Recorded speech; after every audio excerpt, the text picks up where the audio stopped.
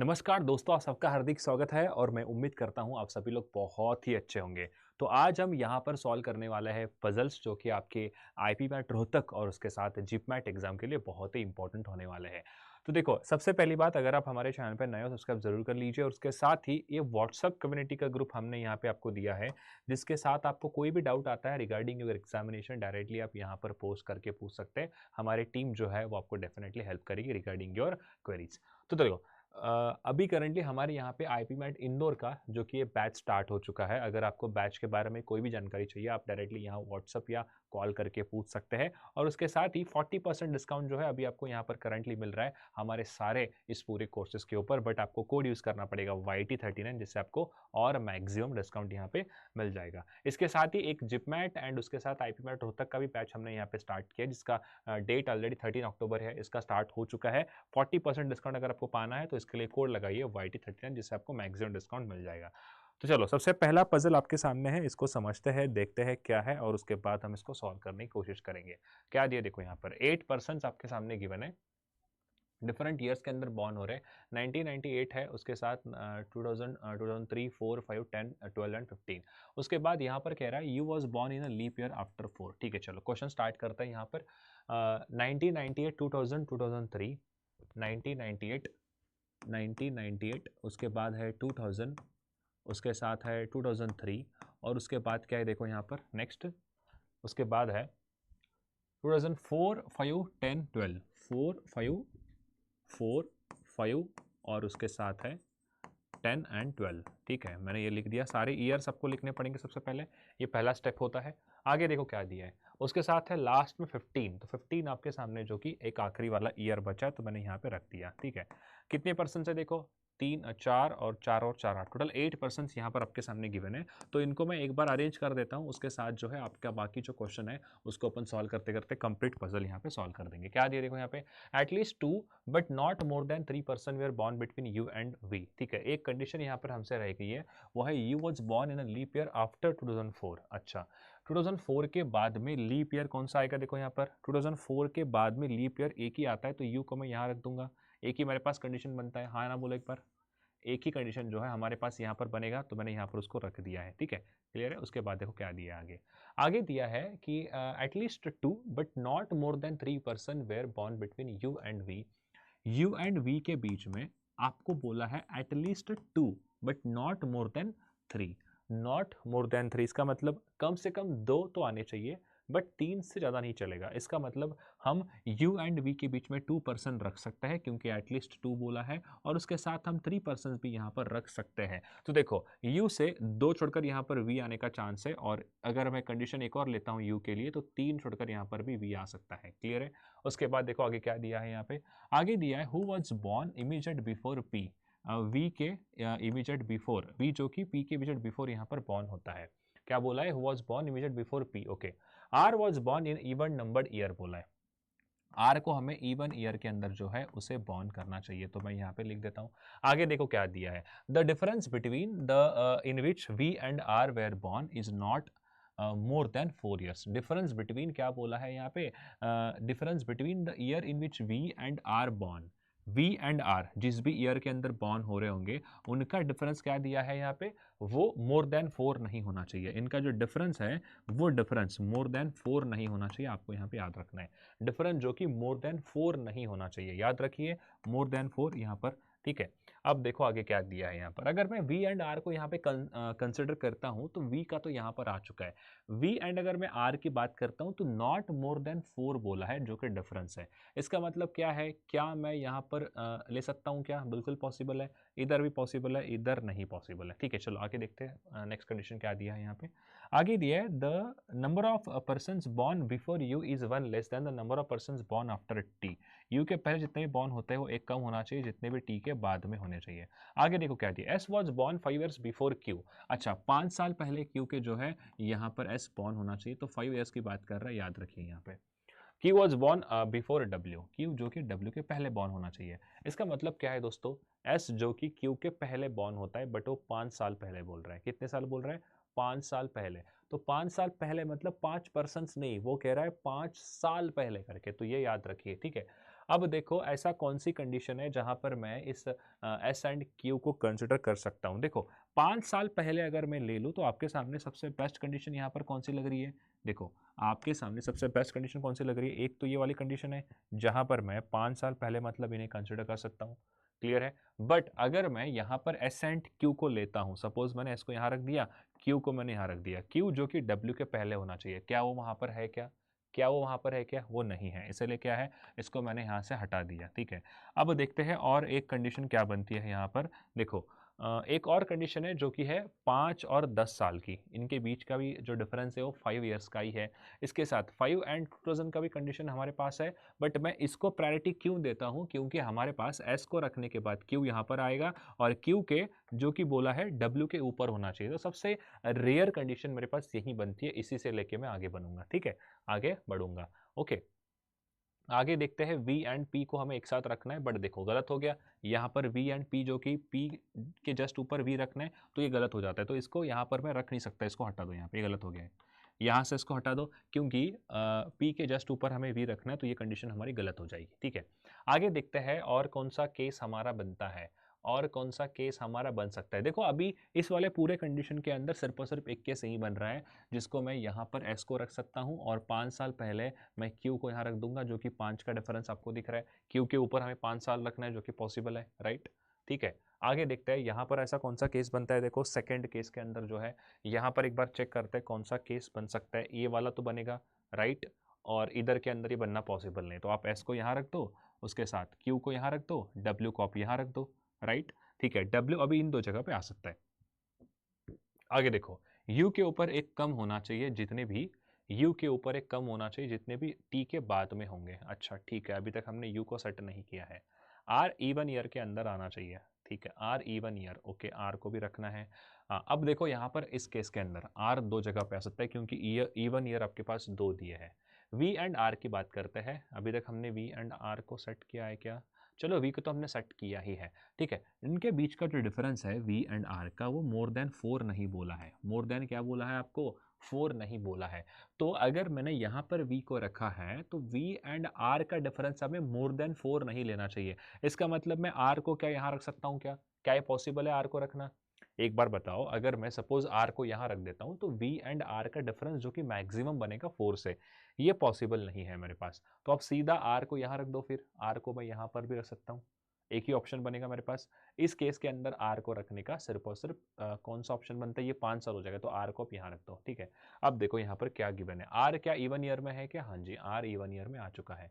ठीक है, अभी हम बात करते हैं, हमें रखना है U एंड T को। अभी हमें U एंड T को जो कि कंसिडर करना है, तो देखो U एंड T कहाँ पर आ सकता है, U एंड T मैं कहाँ पर रख सकता हूँ। ऑलरेडी मैंने U को तो यहाँ रखा है, U को तो मैंने ऑलरेडी यहाँ पे प्लेस कर दिया है। U के ऊपर एक कम होना चाहिए, U के ऊपर एक कम होना चाहिए। तो देखो 1 2 3 4 5 6, तो U के ऊपर एक कम है, मतलब V के ऊपर कितने होने चाहिए, U के ऊपर एक कम है तो T के बाद में कितना होना चाहिए, ये देखते हैं। U के पहले कितने, पहले तो ये बताओ U के पहले कितने, देखो यहाँ पे U के पहले 1 2 3 4 5 6, इसका मतलब T के बाद में कितने होने चाहिए सर, T के बाद में 7% होने चाहिए। तो क्या यहाँ पर T आना पॉसिबल है, नहीं, तो T को आप चुपचाप यहाँ रख दो, एक ही हमारे पास ऑप्शन बनेगा, ये वाला गलत हो गया। ठीक है, तो क्या है TRVPR, क्या बोला है यहाँ पे, चेक करते हैं, TRVP, उसके बाद SQUW, SQUW मतलब बिल्कुल सही है। चलो इसको बनाते हैं अभी जल्दी से। सेकंड आपके सामने दिया है, क्या है देखो यहाँ पर, सेकंड आपके सामने है, जल्दी से बनाओ इसको। 8 persons given है, sitting in a park visiting different months, January March April May. Okay, January March April May, यहाँ लिखते हैं जनवरी, ठीक है, मार्च, थोड़ा इधर साइड पे लिखता हूँ मैं, जनवरी, उसके साथ आएगा मार्च, उसके साथ है अप्रैल, उसके बाद आएगा अप्रैल मई। ठीक है, उसके बाद क्या है देखो यहाँ पर, जनवरी हो गया, मई हो गया, जुलाई सितंबर अक्टूबर, जुलाई सितंबर अक्टूबर, जुलाई सितंबर, उसके साथ है अक्टूबर लिख दूंगा मैं। और क्या दिया देखो आगे, आगे दिया है अक्टूबर के बाद में है नवंबर। ठीक है, मैं रख देता हूँ यहाँ पे नवंबर को। क्लियर है, आई बात समझ सबको। चलो इसको मैं एक बार अच्छे से लिख लेता हूँ यहाँ पर, और इसको अपन जल्दी से स्टार्ट करते हैं। ठीक है, देखो क्या दिया है यहाँ पे, इसको अपन जल्दी से स्टार्ट कर देते हैं। ठीक है, चलो क्या क्या चीज़ें आपके सामने हैं एक बार रख देते हैं। 3 person visit between C and B, क्या बोला है यहाँ पे? 3 person visit between C and B कह रहा है आपको। चलो 3 लोग यहाँ पे सी एंड बी के बीच में आएंगे। Who does not visit in the month having odd number of days, ठीक है। सी एंड बी के बीच में 3 पर्सन आने वाला है और बी ऑड नंबर डेज के अंदर नहीं विजिट करेगा, तो इसका मतलब ये इवन नंबर डेज के अंदर विजिट करता है, ठीक है।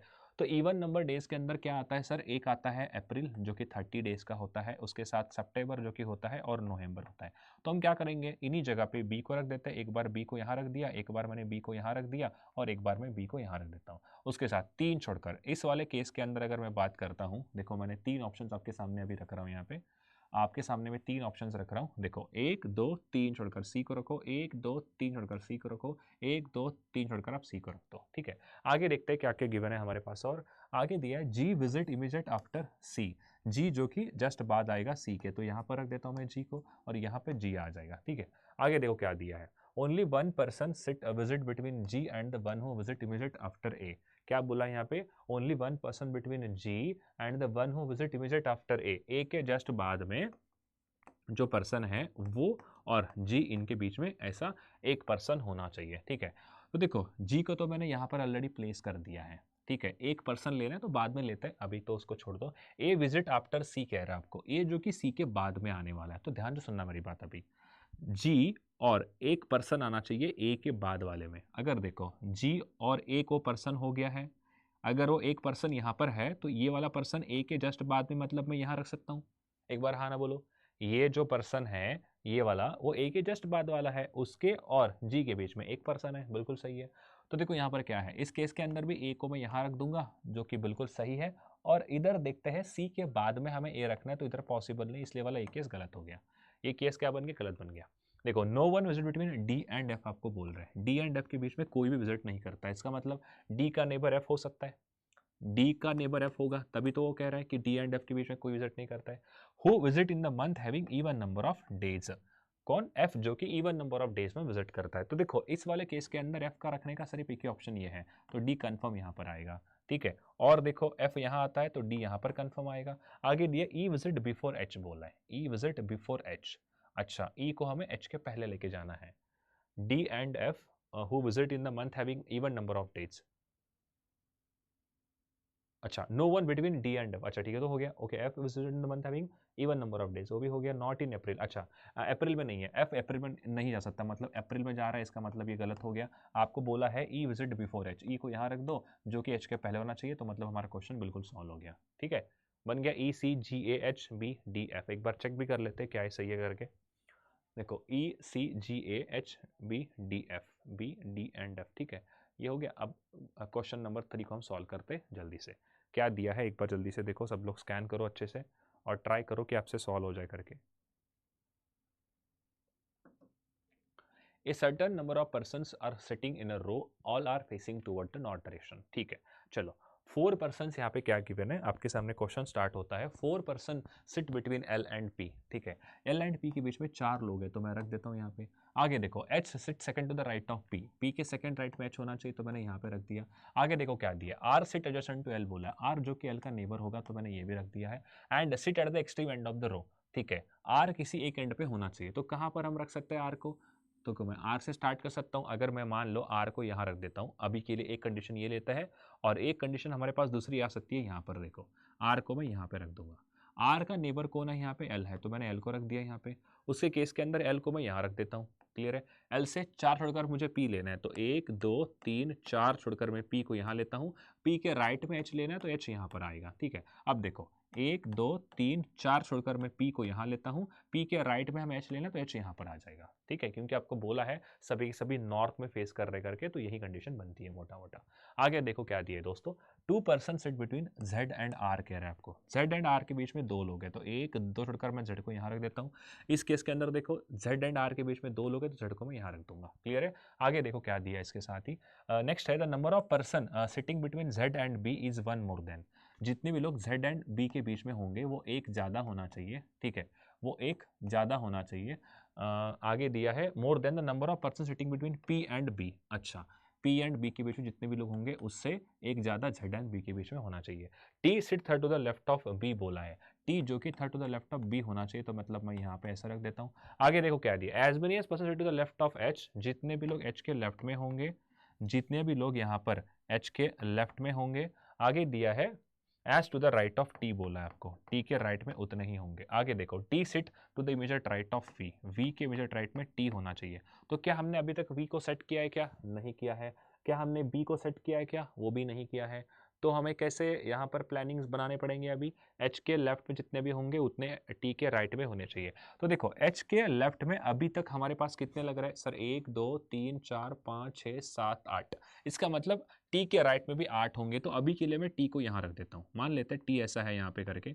तो देखो 1 2 3 4 5 6 7 और 8, क्योंकि अभी के अकॉर्डिंग मैं ऐसे ही रख रहा हूँ। अभी जो कंडीशन दिख रहा है मुझे उसके अकॉर्डिंग मैं ले जा रहा हूँ। बी जो कि 2 छोड़कर लेफ्ट में एल आना चाहिए, तो मैंने यहाँ पर भी रख दिया।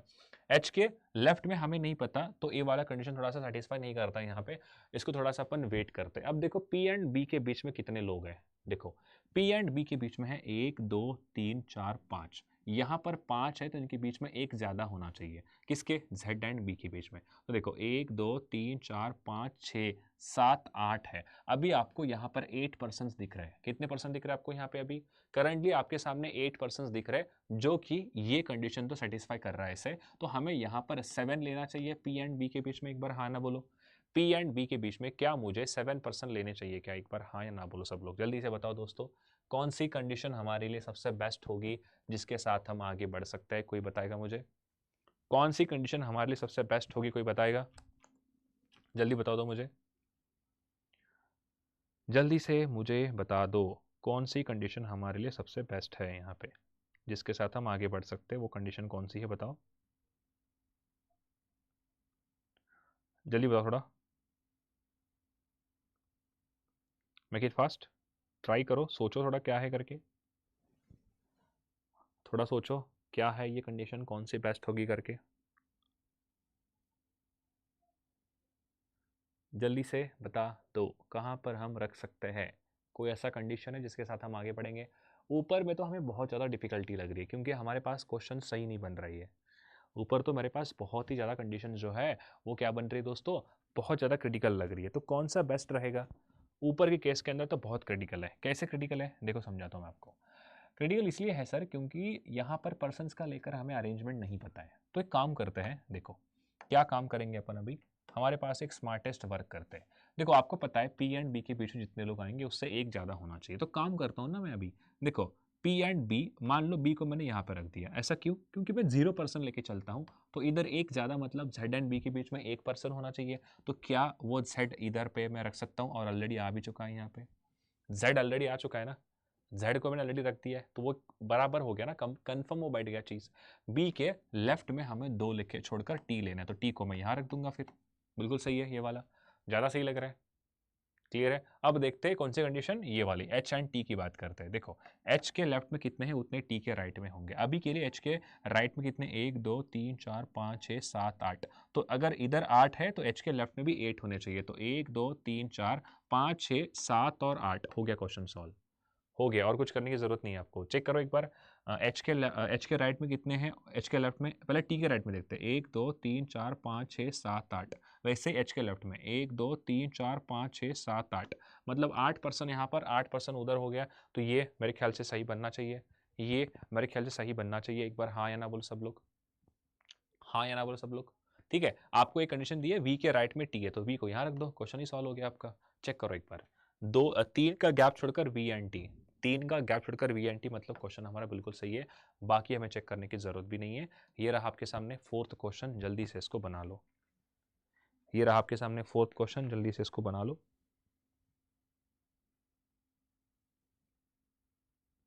जल्दी बनाओ।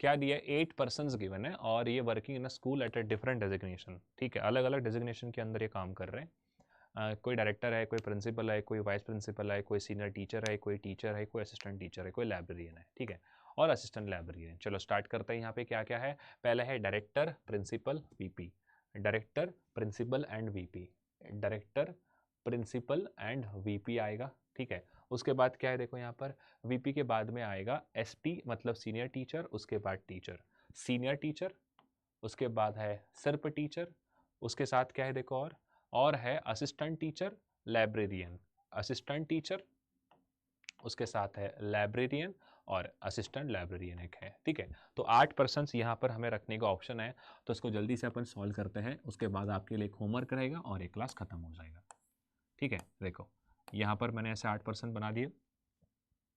Only 2 persons are there between A and B who is junior to teacher बोला है। अच्छा, बी जो कि जूनियर होना चाहिए टीचर से, तो देखो बी जो कि जूनियर है टीचर से, इसका मतलब अगर मैं बी को यहाँ रखूँ, एक यहाँ रखूँ, तो एक यहाँ रख सकता हूँ।